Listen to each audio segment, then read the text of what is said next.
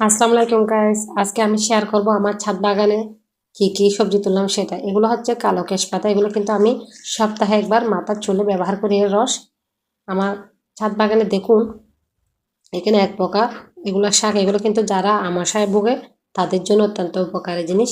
আমি কিন্তু এখানে আমার চ্যানেলে আমি এর ভর্তাগুলো দেব, দেখুন।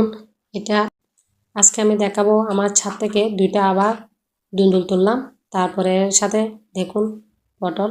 আলহামদুলিল্লাহ, এতে আমি খুশি। আমার ছাদে যা হয় তাই আমার খেতে ভালো লাগে। এগুলো অনেক টেস্ট। আপনারা চাইলে ছাদে কয়েকটা ক্রেট রেখে আমার মতো ছাদ বাগান করতে পারবেন।